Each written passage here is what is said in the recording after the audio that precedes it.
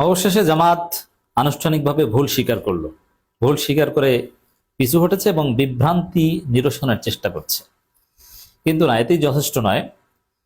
আমিরে জামাতকে অবশ্য দায় নিতে হবে এবং তাকে খুঁজে বের করতে হবে কোন সিন্ডিকেটের কবলে পড়ে এরকম একজন বাটপার ব্যক্তিকে পররাষ্ট্র উপদেষ্টা করা হয়েছিল এবং তথ্য প্রমাণ পাওয়ার পরও ধর্ষণের অভিযোগে অভিযুক্ত, আরো নানান প্রতারণার তথ্য প্রমাণ পাওয়ার পরও কেন তাকে সরানো হয়নি। তার মধ্যে কি এমন মধু ছিল জামাতের আমিরের এই মহান পদটির উপদেষ্টা পদকে এভাবে কেন কলঙ্কিত করা হলো? আমরা এর জবাব চাই জামাতের শুভাকাঙ্ক্ষী হিসাবে। এটা যারা জামাতকে ভালোবাসেন তাদের হৃদয়ে রক্তক্ষরণ হওয়ার কথা। হ্যাঁ, ভুল স্বীকার করেছে, কিন্তু এই ভুল স্বীকার সীমাবদ্ধ নয়। আমি আরেকটা জিনিস দেখাবো, মজার বিষয়। রোজার মধ্যে জামাত একটু দুষ্টমি শুরু করেছে।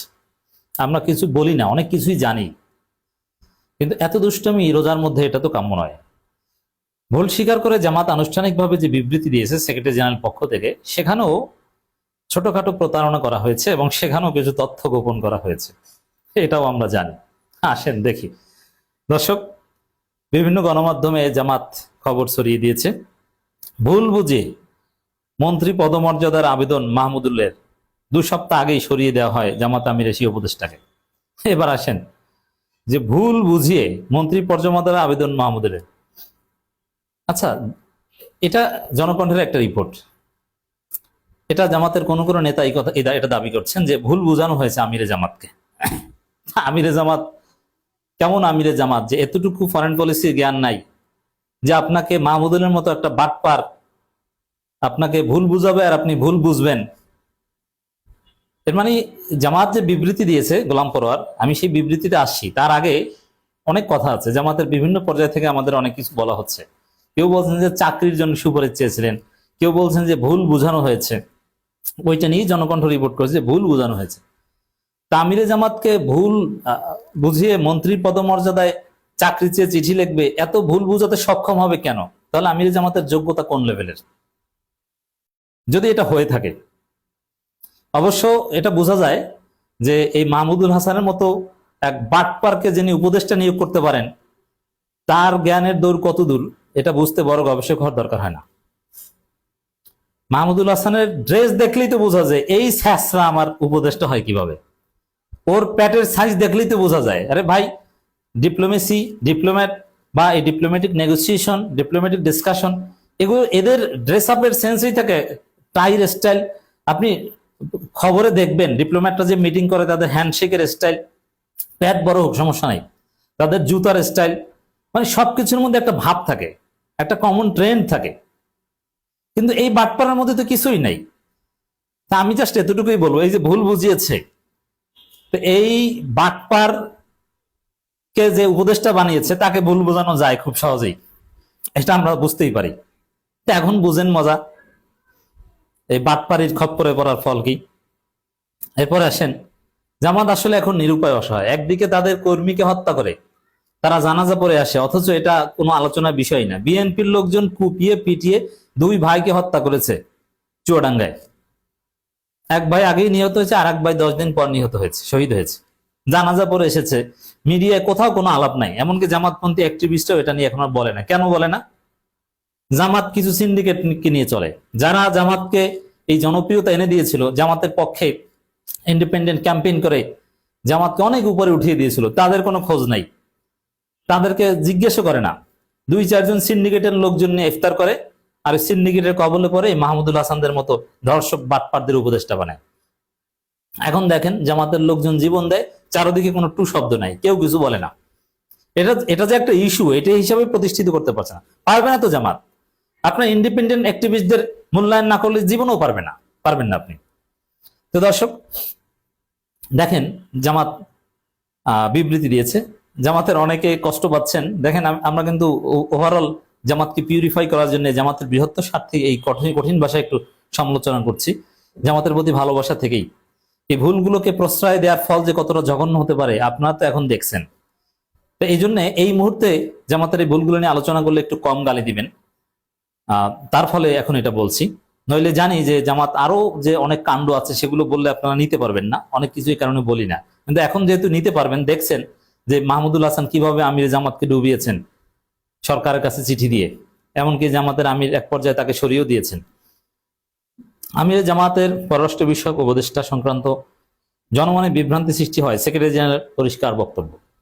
সম্প্রতি গণমাধ্যমে জাতীয় সংসদের বিরোধী দলীয় নেতা ও বাংলাদেশ জামাত ইসলামীর আমির ডাক্তার শফিকুর রহমানের দপ্তর থেকে পররাষ্ট্র মন্ত্রণালয়ে পাঠানো এক চিঠি সংক্রান্ত খবর প্রকাশিত হয়েছে। এ নিয়ে জনমনে কিছু বিভ্রান্তি সৃষ্টি হওয়ায় বাংলাদেশ জামাত ইসলামীর সেক্রেটারি জেনারেল সাবেক এমপি মিয়া গোলাম পরোয়ার বিষয়টি পরিষ্কারভাবে তুলে ধরে এক বিবৃতি প্রদান করেছেন। প্রদত্ত বিবৃতিতে তিনি বলেন, গণমাধ্যমে প্রকাশিত ঘটনাটি মূলত প্রায় 2 সপ্তাহ আগের। সে সময় এখন যদি প্রশ্ন করি 2 সপ্তাহের আগের ঘটনা, ভুল বোঝানো হয়েছে, অমুক তমুক, তাহলে আপনারা কেন এটা আগে 2 সপ্তাহ আগে ক্লারিফাই করলেন না যে এরকম একটা ঘটনা ঘটিয়েছে, আমরা কিন্তু ব্যবস্থা নিচ্ছি। বিপদে পড়ার পর তারপরে আপনারা বলেন। আপনাদের দূরদর্শিতা যে কোন লেভেলের এখানেই প্রমাণিত। বুঝতে পারছেন যে জামাতের চারদিকে যে সব জায়গায় অযোগ্য লোক, কোন সময় কোনটা বলতে হবে এটা বোঝে না, টাইম সেন্স নাই। এই যে দেখেন হাতে নাতে প্রমাণ, এখন তো আর আমাদের গালি দিতে পারবেন না। সে সময় প্রফেসর ডক্টর, আবারও এই বাটপারকে নাকি প্রফেসর বলে। এ প্রফেসরও না, ডক্টরও না, এ এক বাটপার। এ প্রফেসর হলে এ আমির জামাতের রেকমেন্ডেশন চাইতো না, এ ওই চাকরিতে চলে যেত।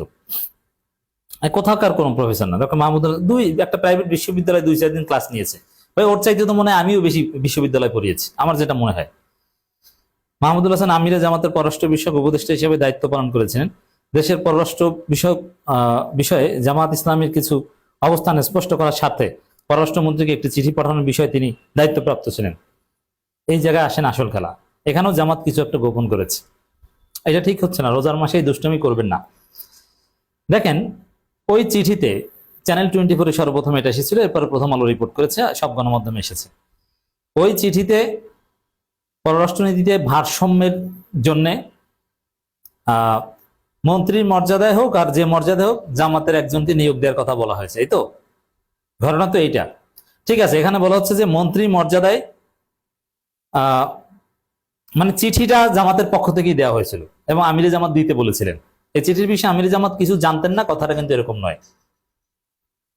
চিঠির কতটুকু সত্য আর কতটুকু মাহমুদুল হাসান বানিয়ে বলেছেন, এটা যদি জামাতকে ব্যাখ্যা করতে বলা হয়, এটা ব্যাখ্যা করতে পারবেন। এর মানে জামাতের মধ্যে ঘাবলা আরো আছে, বেশি নিচে নামলাম না।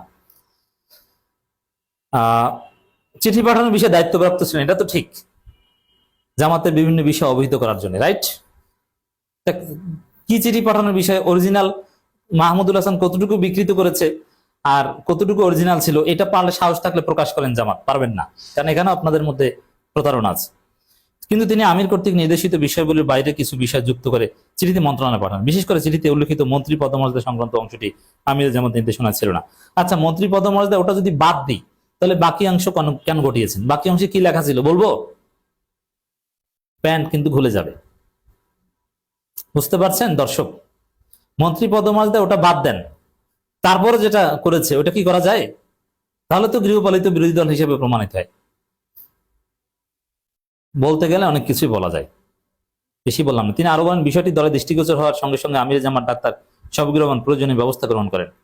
প্রফেসর ডক্টর মাহমুদুল হাসানকে আনুষ্ঠানিকভাবে গত 2 মার্চ উক্ত দায়িত্ব থেকে অব্যাহতি দেওয়া হয়। একই সঙ্গে ঢাকা 14 আসনের সংসদ সদস্য ব্যারিস্টার মীর আহমদ বিন কাসেম আরমান এমপিকে বিরোধী দলীয় নেতার নতুন পররাষ্ট্র বিষয়ক উপদেষ্টা হিসেবে নিয়োগ দেওয়া হয়েছে। তিনি বলেন, এই নিয়োগটাও ভালো হয় নাই, সেটা আলাদা আলোচনা বিষয়। তিনি বলেন, বাংলাদেশ জামাত ইসলামী দায়িত্বশীল, স্বচ্ছ, জবাবদিহিমূলক রাজনৈতিক আচরণে বিশ্বাসী। কোনো বিষয়ে বিভ্রান্তি বা ভুল বোঝাবুঝি তৈরি হলে আমরা দ্রুততা সংশোধনের নীতি বিশ্বাস করি। এটা হচ্ছে ভুল স্বীকার করা, যে ভুল হয়েছে এখন সংশোধনের জন্য আমরা স্বীকার করছি। আলোচ্য ঘটনার ক্ষেত্রে প্রয়োজনীয় পদক্ষেপ ইতিমধ্যে গ্রহণ করা হয়েছে, তাই আর ভুল বোঝাবুঝির কোনো অবকাশ নেই। তিনি সংশ্লিষ্ট সকলকে সঠিক তথ্য জানার উপস্থাপনের জন্য অনুরোধ জানান। দেখছেন রহস্য কি?